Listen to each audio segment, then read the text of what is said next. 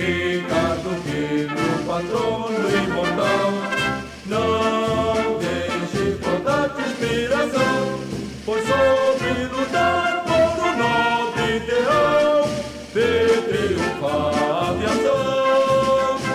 A Câmara de Vereadores de Campos dos Goytacazes presta com este documentário uma justa homenagem ao capitão do Exército Ricardo João Quirque, campista, nascido em 1874, filho de Richard Joseph Quirque e Rita Frutuosa Quirque.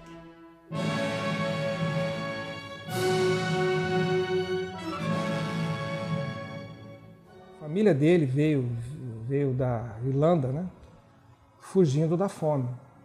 Então, quando chegou no Brasil, essa pátria maravilhosa, acolhedora, aqui a família dele encontrou meios de trabalhar, de se sustentar. O pai dele trabalhava com máquinas, então ele veio trabalhar em engenhos na região de Campos do Goytacazes. Depois que o pai dele faleceu, ficou ele e a mãe. Ricardo Quirque resolveu então entrar para o Exército Brasileiro, onde ele conquistou a posição de ser um oficial do Exército Brasileiro, tinha os seus rendimentos e com isso ele amparou novamente a família dele. Foi assim que começa o sobrenome Quirque na história do nosso Exército, de mais uma das milhares de famílias que vieram buscar nesse país maravilhoso uma maneira de trabalhar, de ser feliz e de produzir. Ricardo Quirque ingressa no Exército em 1891. Apaixona-se pela carreira militar e em 1894 torna-se alferes. Em 1904 torna-se segundo-tenente e em 1910 é promovido a primeiro-tenente. Entusiasmado pela aviação, o então tenente Ricardo Quirque voou pela primeira vez numa aeronave pilotada pelo francês Roland Garros, que estava no Rio de Janeiro fazendo demonstrações aéreas para uma empresa norte-americana. Pouco tempo depois, em outubro de 1911, na sede do jornal carioca À Noite, Ricardo Quirque, junto com outros apaixonados pela aviação, cria o primeiro aeroclube brasileiro, tendo como presidente de honra, mesmo ausente, Alberto Santos Dumont. Decidido a se tornar aviador, o tenente Quirque aprendeu a pilotar com o italiano Ernesto Darioli, no Rio de Janeiro. Para obter o brevet internacional, foi à França e cursou, às suas custas, a Escola de Aviação Francesa, tendo recebido seu certificado em 22 de outubro de 1912, tornando-se, assim, o primeiro aviador militar do Brasil.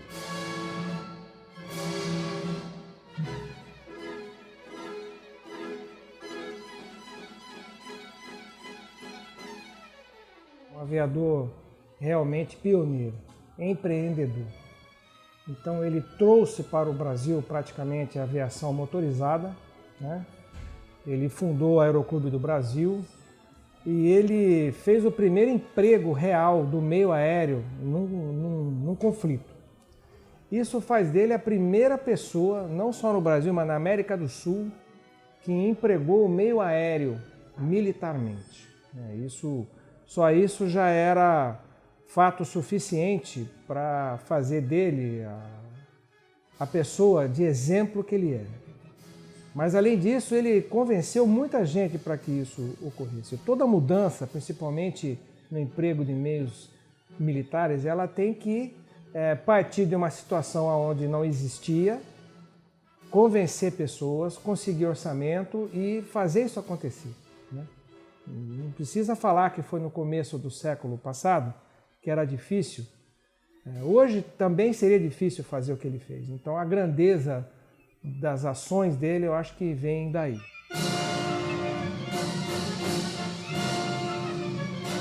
Em 1887, foi projetada uma estrada de ferro que ligaria o Rio de Janeiro ao Uruguai, cujo traçado envolvia a região do Contestado. Em 1908, o industrial norte-americano Percival Farquhar adquiriu a concessão da estrada de ferro e o governo federal lhe fez a doação de 15 quilômetros de terra a cada lado da linha férrea, permitindo-lhe também retirar toda a madeira que pudesse para exportação. Farquhar construiu a maior madeireira da América do Sul na região.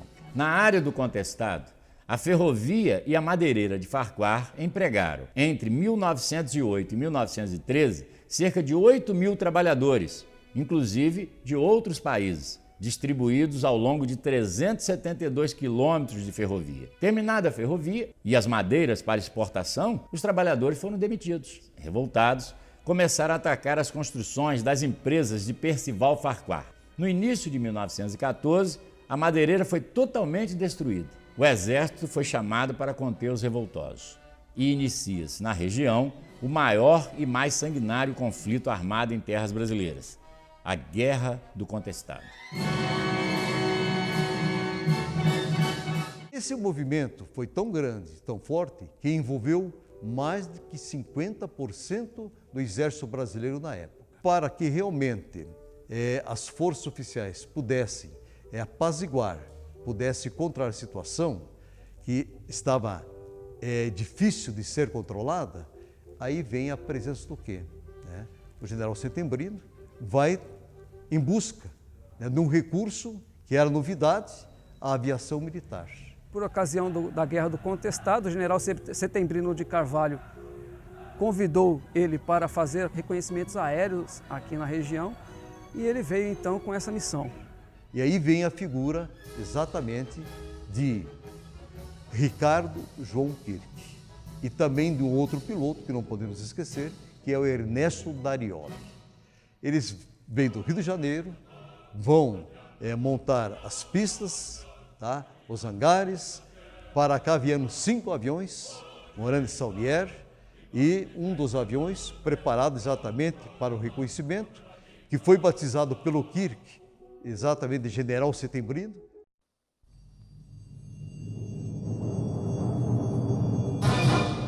Dia 1º de março, aonde saiu da pista o piloto italiano Ernesto Darioli, com uns 10, 15 minutos de antecedência, e depois saiu o Kirk, devido ao seu avião ser de 90 HP, mais poderoso, melhor, de 80 HP. Só que Darioli retorna com problemas e Kirk não retorna. Era mais ou menos 16 horas, quando veio a notícia de que havia, no quilômetro 42 ou 44, acidentado com o seu avião.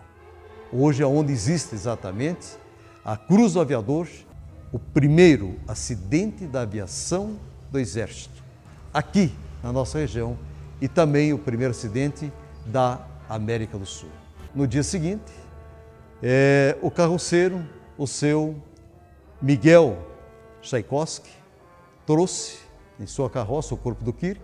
Chegaram num colono por perto, levaram o corpo, ali foi feito um caixão de improviso, até trazerem para Porto União.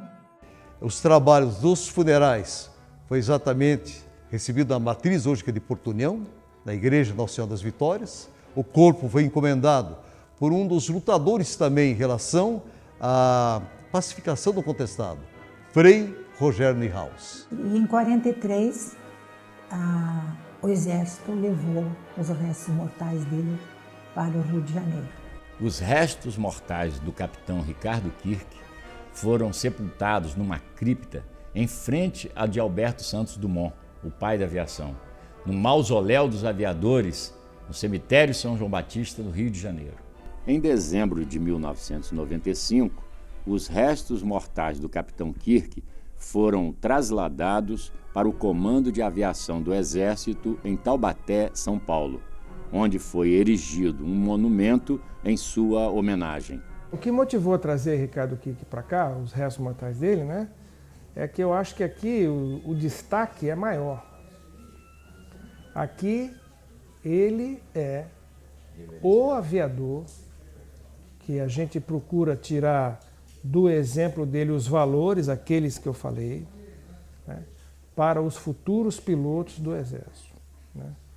Eu tô certo que com os restos lá no Rio de Janeiro, nós estaremos mais distantes dessa possibilidade de mostrar quem foi Ricardo Kirk para os futuros aeronavegantes do nosso Exército. Bom, o Exército continua rendendo homenagens ao primeiro aviador militar, Ricardo Kirk, reconhecendo a sua importância para a aviação brasileira. O Exército ele tem várias maneiras de preservar a memória nacional, né, de seus heróis.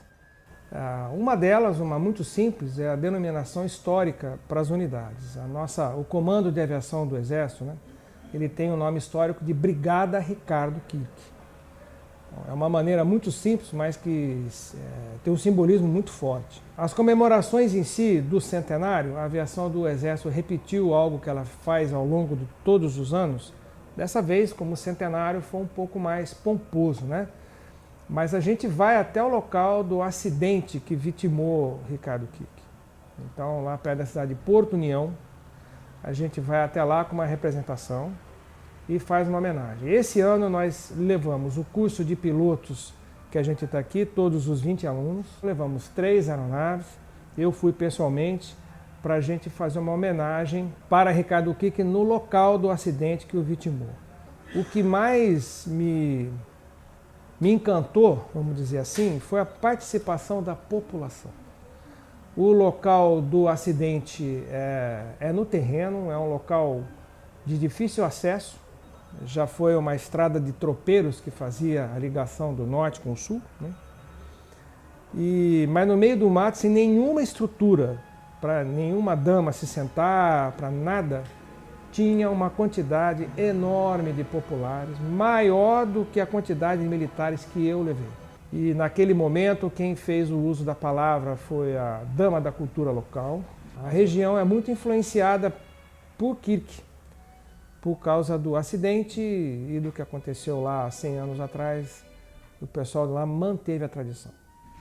E a partir dessa história toda, nós nos reunimos e resolvemos então elaborar uma praça, confeccionar uma praça aí em algum lugar do município de Porto União, chamada Praça Capitão Kirk, para deixar mais assim efetivada essa parte da história. E eu acho que vai ser mais um marco muito forte na história do contestado, né? Vai trazer ali nessa praça, nós queremos fazer relatos de como é que aconteceu a vinda do Capitão Kirk, como é que aconteceu o acidente, por que aconteceu, fatos que aconteceram na história do contestado, e isso vai trazer também vai incrementar um pouco mais também o turismo aqui na nossa região, pelo fato de ter acontecido aqui na nossa região esse acidente com o Capitão Kirk. Como os 100 anos de morte do Capitão Kirk, nós resolvemos então, a ideia partiu do professor Boldori, né, que queria fazer uma miniatura, né? Nós vamos fazer na escala real. E estamos aqui construindo, já fizemos o corpo, que foi para o batalhão, que está sendo feita a ferragem, que vocês já viram lá, e aqui nós estamos construindo as asas. Essa asa aqui já está pronta e aquela está finalizando. Essa asa aqui, para você ter uma ideia, ela tem uma envergadura de praticamente 11 metros, né? E o corpo do avião vai ter mais ou menos entre 6 e 6,5. Né? Isso a gente... por que essas diferenças? Porque isso aqui é um avião de 1908, 1909, né? O desenho. É um desenho francês. E que não se tinha conhecimento de aerodinâmica, então precisava muito mais asa do que corpo para poder voar. As nossas cidades estão investindo bastante nessa questão de turismo, trazendo turistas para que vejam aonde começou a aviação militar no Brasil. Toda a grandeza do movimento, a maior guerra da América Latina, né, com a participação da aviação militar e, claro, que do Capitão Kirk também, envolvido nesse contexto. Para preservar a memória do Capitão Kirk na cidade onde nasceu, a Câmara de Vereadores de Campos dos Goytacazes promoveu uma cerimônia histórica que contou com a participação de oficiais do Comando Nacional da Aviação do Exército, do 56º Batalhão de Infantaria, representantes do Aeroclube de Campos, Infraero, Maçonaria, OAB, Associação Comercial e Industrial, professores e alunos do Liceu de Humanidades e pessoas da comunidade. Na oportunidade, a centenária Lira Guarani executou o hino nacional. Um busto em homenagem ao Capitão Kirk foi inaugurado no corredor cultural do Palácio Nilo Peçanha, sede do Legislativo.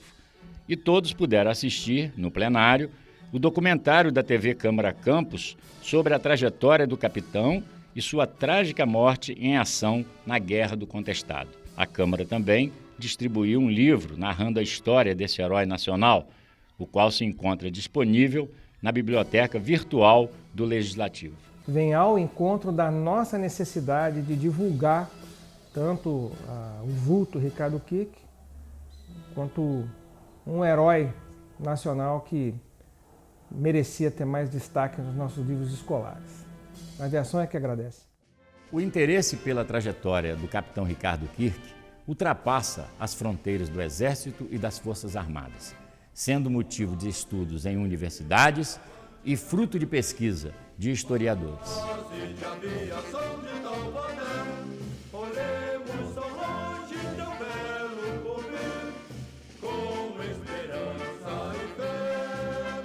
Um aviador realmente pioneiro, empreendedor, um vulto tão importante para o Brasil, ouso dizer, mas com certeza para o Exército e para a aviação do Exército. O Kirk representa para nós um grande herói por ser o patrono da aviação do Exército Brasileiro. Ele foi o pioneiro por trazer a aviação, estudou na França, trouxe a aviação para o Brasil. Uma pessoa que se dedicou exatamente à luta pela paz, independente dos lados que estamos vendo. Mas foi uma pessoa de bravura, uma pessoa de coragem. Para a sua época, para o seu tempo, enfrentar o que ele enfrentou, realmente era uma expressão de amor por aquilo que fazia. Ele, na verdade, foi um apaixonado pelas máquinas voadoras. O capitão Kirk, primeiro de tudo, foi um amante da aviação. Então ele gostava de voar. E, ao mesmo tempo, ele teve a oportunidade de ser aproveitado naquilo que ele gostava de fazer pelo Exército e fez um trabalho aqui durante o Conquistado que até hoje eu considero assim, foi um trabalho heróico. Ricardo Kirk, o patrão